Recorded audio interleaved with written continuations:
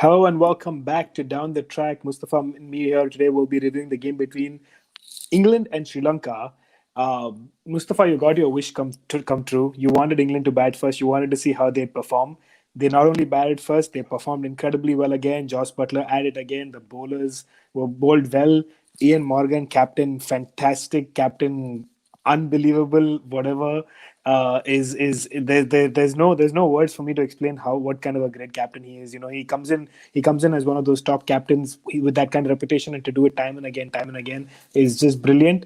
Another great performance by England, and they've proved any questions that they had about batting first and everything that's been proved as well. There was so much due. They've managed to negate that and come up with a win as well. So brilliant performance by England. Your thoughts, Musti, on the game? Man, outstanding. They batted first, they won the game. That's an achievement in itself. But the position they were put in a very precarious position, right?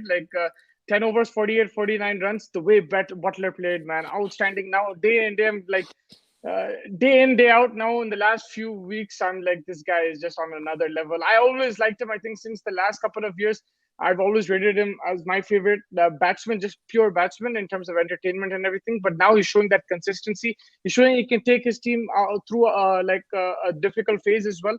And today it was exactly that. Hasaranga was right in it.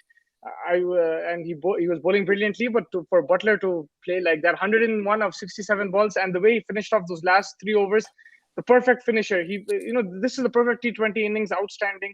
He found the gaps. Yes, it's a smaller ground, but it's a very difficult pitch to bat on. And they had just enough runs to defend. It was, again, you saw the dew came in. It was tricky to bowl in that second half. They lost Imal Mills.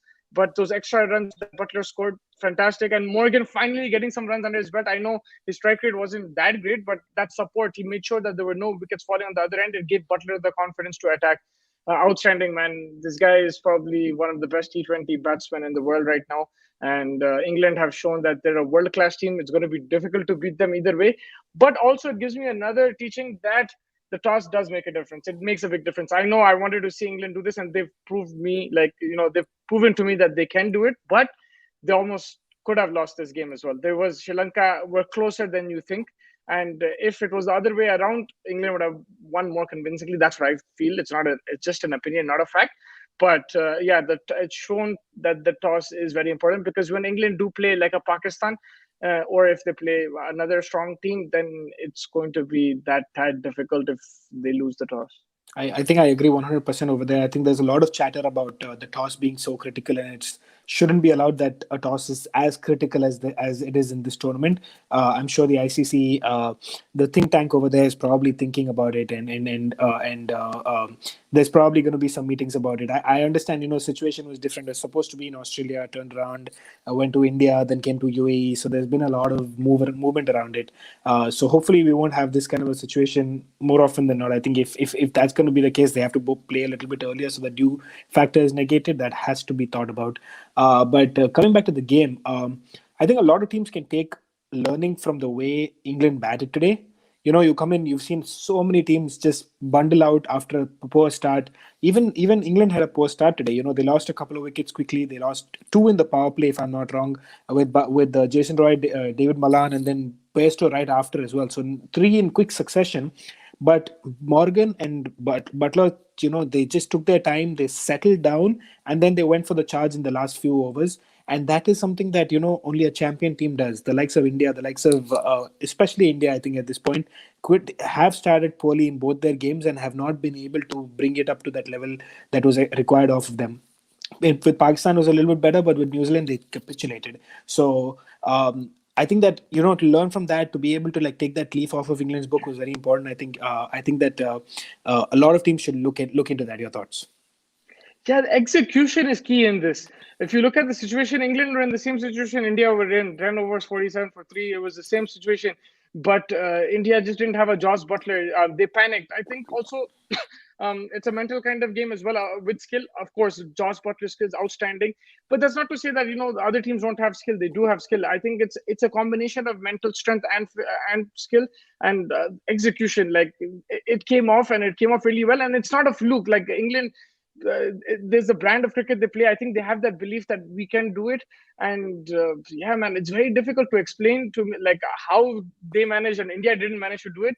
But I think it's a combination of mental strength and physical strength, finding the gaps, rotating the strike, make sure the scoreboard is ticking, and that belief that, like, we can get out of any situation. And yeah, combined with Josh Butler and his talent. Yeah, absolutely. And also having to lose Kyle Mills, who's their mainstay, that over bowler, but still being able to come out with a win. The likes of Vokes, Jordan, Ali, Rashid, Livingston, all of them performing, all of them putting in a shift with the ball. Just an incredible team. Yeah, incredible team. I think fielding was outstanding today. That changed the game. The That run out, runouts. that catch, outstanding. Butler, fantastic direct hit. The catch was also brilliant on the boundary. So fielding, I think, turned the game around for England. And of course, they bowled well, but it was difficult to bowl. It was difficult to grip. But this is what teams do. They create magic out of nowhere. If their bowlers can do the job, or if there's an injury, someone else will step up. The fielding as well. He got the captaincy was outstanding again in terms of field placement, but also, like, he had to take a risk that second last over, even though there's only 3-4 wickets remaining, he had to give Moeen Ali the ball. In Sharjah, he could have easily got hit for a few sixes, but Moeen Ali stuck to the plan. The bowlers backed the captain, and this England team, like, I think they've shown that, like, mentally they're very strong. They want to play aggressive cricket, and they don't mind losing, playing like this. They'll go for it. They'll attack. They're willing to cop the blow that. Fine, if we lose playing attacking cricket, it's okay. If Yeah. you saw, they were in the last World Cup 2019 when they won that, they lost 2 games against Sri Lanka. They lost against Pakistan, 2 teams who didn't even qualify for the semi-finals. There's a lot of stick, but the way Morgan has made this setup, they don't care. They don't mind losing like that. They'll keep backing. And in T20 format, I think more often than not, you will get rewarded. And yeah, but you still have to play some sensible cricket, which West Indies will need to learn from that. Like, they do play sensible. Like, Morgan was sensible today, but also they do have that aggressive mindset, and it's just a brilliant combination. I agree 100%. Coming to Sri Lanka, I think they showed good flashes again. Some very good bowling, some very decent batting, but obviously they didn't have what it takes to cross the line. But like we discussed even in the last game when they were talking about them, I think a very good core to build off of, and something to be happy with this kind of tournament. They might not make the playoffs and stuff like that, but from the way where they were in the past couple of years, this is a pretty big improvement for them. Yeah, I think compared to, apart from Pakistan, Sri Lanka, like, we saw the most what do you call it, positives from a subcontinent team. They actually use the conditions well, and a lot of players we didn't know about, now we get to know about. The likes of Sri Lanka, and Hasaranga we knew, but some very good talent over there. And like you said, I think just a bit more experience, a bit more time, and these guys can really challenge in the next few years. It's just they have to get off the field politics sorted out and focus on the cricket, and I think they can definitely challenge teams. Again, Hasaranga today brilliant with bat and ball. Someone or the other is chipping in. Individual brilliances is there. That means they do have the talent, but now it's coming as a unit, playing some professional cricket, and coming with a game plan. I think sometimes you have to be a bit more smart in your approach, especially when you're coming up against England. But they almost beat them, man. They almost beat them, and hopefully in a couple of years when they're in this similar position, they'll actually cross the line. Yep, I agree. Your player of the match. Josh Butler. Gotta be. There's only one. There's only one. He said that for him the most enjoyable moment in the match was that run out. Like, I'm surprised he's hitting so many sixes and he scored 100, but doesn't care. It's about the team. It's about the wins team. you the game. Yeah, and outstanding. But that wraps up today's game. Tomorrow, South Africa versus Bangladesh. This is an important one for South Africa more than it is for Bangladesh. Bangladesh even more depleted by losing Shakib. So South Africa should fancy the chances. Yeah, fancy the chance big time. I think that bowling attack will be too much for Bangladesh's batting lineup, especially no Saqib there. There's that experience that he brings. They're going to miss that. So, South Africa favorites. Shamsi is in really good form. Nokia, Pretorius. And then Rabada is a world-class bowler. He'll always step up. And the fact that David Miller is back in form, I think that's a big, big key. One thing that I really want to see is Quinton de Kock to get some runs. I think especially if they get close to that semi-final spot, for that they'll need to beat England. And against England, someone like a Quinton de Kock needs to step up, because he's someone who can take the game from the scruff of the neck and really attack the bowling. And that's something that they will need. So hopefully he can get back into form. Yep, and then the next one, Pakistan versus Namibia, almost like a dead rubber kind of game for both teams to do different for completely different reasons. Obviously, I think Pakistan is pretty much qualified. They can maybe experiment a little bit if they want to, maybe bat first as well. But your thoughts on that game? One-sided, man. Pakistan's going to smash it. I think, yeah, I don't think there's going to be any upset there. Again, T20, you should always keep it open. Anything can happen, but their bowling is so strong and their batting as well. Right now, I think there's a very balanced Pakistan team. They might have issues later on. Especially that middle order hasn't stepped up. Either it's Asif Ali bailing them out, or it's the top order. So the likes of Hafiz needs to step up. Shoaib Malik needs to step up. Not dead rubber for India, man. Sorry, Puneet was commenting. Yeah, yeah. What's up, boys? Not dead rubber for India.